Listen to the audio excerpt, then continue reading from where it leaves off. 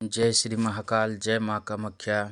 आदेश आदेश सभी मित्रों को हमारे चैनल आयुर्वेद ज्ञान एवं तंत्र मंत्र में सभी मित्रों का स्वागत करता हूँ।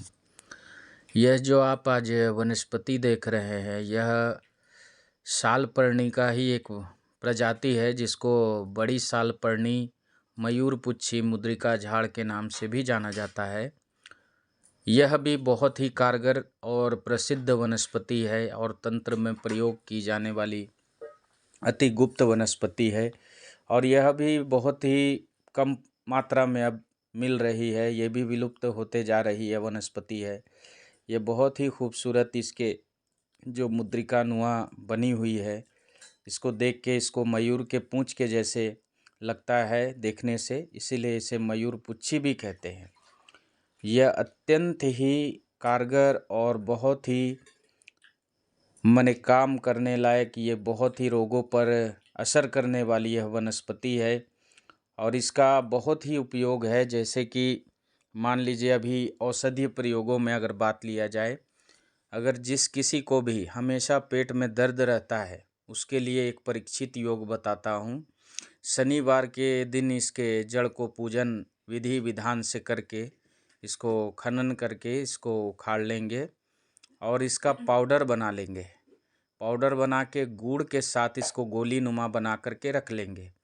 जब भी किसी का पेट दर्द हो तो इस गोली को हल्के गर्म पानी के साथ सेवन करेंगे, तो आप देखते हैं कि 5 से 10 मिनट के अंदर में उसको तुरंत आराम हो जाता है। दूसरा इसका प्रयोग होता है, इसके जड़ के साथ पीपर का मूल मिलाकर काढ़ा बनाकर इसको अगर पिया जाए आधे कप के मात्रा में, तो कैसा भी ज्वर हो, कफ हो, उसके विकार को यह दूर कर देता है। यहाँ तक कि अगर इसमें काली मिर्च थोड़ा सा मिला दिया जाए तो ये रक्त के समस्त विकारों को भी दूर कर देता है। इसके मूल के साथ अगर कालमेघ मिलाकर अगर काढ़ा बनाकर सेवन करें तो कितनी भी भयंकर ज्वर हो, उससे आपको मुक्ति दिला देता है। यह बहुत ही चमत्कारिक वनस्पतियों में है। और इसके कुछ ऐसे प्रयोग है, जैसे मान लीजिए कि इसके सालपर्णी नाम की ये जो जड़ी है, ये बाज़ार में तो देख करके खरीदिएगा। अगर आपको ये पौधे मिल जाए तो अत्यंत अच्छा है, वरना इसके जड़ी मिलते हैं बाज़ारों में भी, पर उसको देख करके उसको भली भांति पहचान कर ही उसका प्रयोग में लाएं। दूसरा इसका प्रयोग मैं तंत्र प्रयोग हेतु बताता हूँ। जिन किसी भाई बहनों के पैसे रुकते नहीं हैं, या कोई ऐसा कार्य आप करने जाते हैं जो कि कार्य आपका सिद्ध नहीं होता, तो इस वनस्पति को रवि पुष्य नक्षत्र के दिन एक दिन पहले इसको निमंत्रण देके इसके वनस्पति को खनन करके अक्षत चावल वगैरह प्रदक्षिणा करके और इनको आप लाएंगे और अपने घरों में इसको लगाएंगे। लगाने के बाद इसका धूप दीप वगैरह से पूजन करेंगे।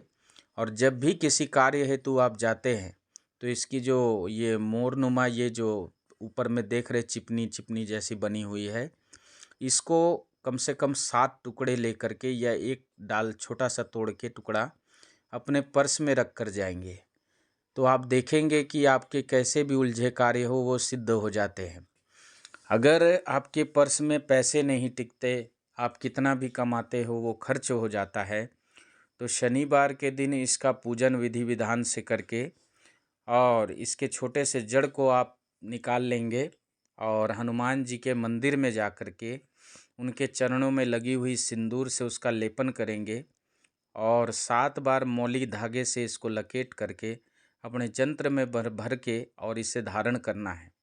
तो आप देखेंगे कि जिन लोगों का धन की रुकावट है या पैसे टिकते नहीं हैं, कुछ दिन बाद धीरे धीरे करके वो कितने ही पैसे कमाते हो, कम ही पैसे कमाते हो, पर उसमें बरकत मिलने लगेगी। ये परीक्षित विधान मैं बता रहा हूँ। और इसका घर में होना बहुत ही शुभ होता है और इसका दर्शन करके जाना बहुत ही शुभ माना गया है। इस वनस्पति को अपने घर में अवश्य लगाएं और किसी भी तरह के अवशगुन को यह दूर करता है।